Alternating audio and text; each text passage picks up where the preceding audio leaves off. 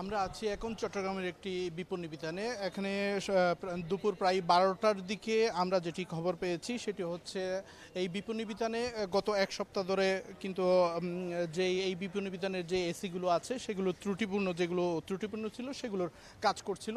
সেই কাজের ফাঁকে কিন্তু আজকে প্রতিদিনের মতো আজকে সকালেও টেকনিশিয়ানরা এই ত্রুটিপূর্ণ এসিগুলো ঠিক করছিল। এর ফাঁকে কিন্তু এসি বিস্ফোরণের পর এসি বিস্ফোরণ হয়। এসি বিস্ফোরণের পর কিন্তু পাশের যেই বিপণী বিতানটা আছে ওখান থেকে সেই বিপণী বিতানে এসেই কিন্তু পাশে দাঁড়িয়ে থাকা একজন পথচারী সহ দুইজন টেকনিশিয়ান সহ মোট ৩জন আহত হয়, যেখান থেকে একজনের অবস্থা সংকটাপন্ন বলে আমরা জানতে পেরেছি।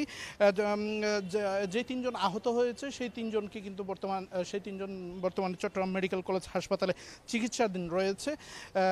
আমরা প্রত্যক্ষদর্শীদের সাথে কথা বলে যেটি জানতে পেরেছি, তারা আমাদেরকে যেটি জানিয়েছেন দুপুর প্রায় ১২টার দিকে হঠাৎ একটি বিস্ফোরণের পর কিন্তু আহতদের মাটিতে পড়ে থাকতে দেখা যায়। এরপরে তারা হাসপাতালে নিয়ে যায়। আমরা একটু জানতে চাইব আপনার পরিচয়টা দিবেন এবং সেই মুহূর্তে আপনারা কি দেখতে পেয়েছেন। আমি হচ্ছে এই মার্কেটের দায়িত্বে আছি। তখন হয়তো মনে হয় ১১টা ২০ বাজে। আমি ছিলাম নিচি, তখন মনে করেন হঠাৎ করে একটা আওয়াজ হলো। তখন আমি উপরে এসে দেখি যে এসিটা বাস্ট হয়ে গেছে। বাস্ট হওয়ার পরে একজন ওই লোক এখানকার কেউ না, উনি হয়তো বাইরে থেকে আসছে, আমাদের ক্লায়েন্ট বা কাস্টমার এরকম কেউ হবে। তো ওইখানে ওনার হয়তো উনি অ্যাক্সিডেন্ট হয়েছে, একটা পা কেটে গেছে বলতে ২ খণ্ড হয়ে গেছে। তখন ওনাকে এখান থেকে হসপিটাল নেওয়া হয়েছে।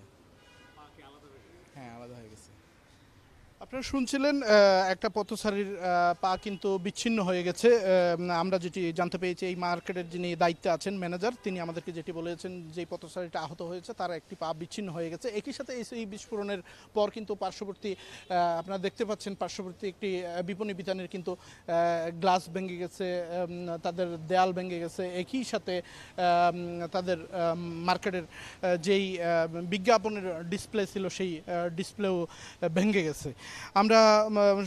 আমরা আসার পরে কিন্তু সংশ্লিষ্ট থানার পুলিশ কর্মকর্তারা এসেছিলেন। তারা এসে ঘটনাস্থল পরিদর্শন করেছেন। তারা পরিদর্শন করে কিন্তু কর্তৃপক্ষের কাউকে না পেয়ে তারা কর্তৃপক্ষের সাথে যোগাযোগের চেষ্টা করছেন। এবং আমরা যেটি জানতে পেরেছি, আসলে এই ভবনের এসিগুলো কিন্তু গত এক সপ্তাহ ধরে কিন্তু ঠিক করছিল, যেই এসিগুলো ত্রুটিপূর্ণ ছিল সেগুলো ঠিক করছিল। ঠিক করার ফাঁকেই কিন্তু আজকে দুইজন টেকনিশিয়ান সহ একজন পথচারী আহত হয়। যেই পথচারীর আসলে একটি পা বিচ্ছিন্ন হয়ে গেছে বলে আমরা জানতে পেরেছি। আমরা এখন পর্যন্ত আমাদের কাছে সবশেষ তথ্য হচ্ছে একজনের অবস্থা সংকটাপন্ন আছে, আর দুজন চিকিৎসাধীন আছে। তবে 3জনই চট্টগ্রাম মেডিকেল কলেজ হাসপাতালে আছে। আমরা একটু যদি আরেকজন প্রত্যক্ষদর্শীর কাছ থেকে জানতে চাই।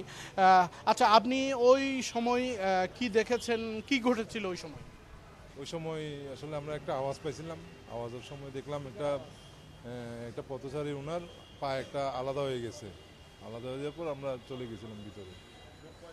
তিনজন। আর দুজনের পরিচয় কি জানতে পেরেছেন? ওই টেকনিশিয়ান, ওনারা এসির কাজ করতেছিল। আচ্ছা, এখানে কি এসির কাজ গত কতদিন যাবত চলছিল? 15 সপ্তাহ, 2 সপ্তাহ হবে। 2 সপ্তাহ ধরে কাজ চলতেছিল।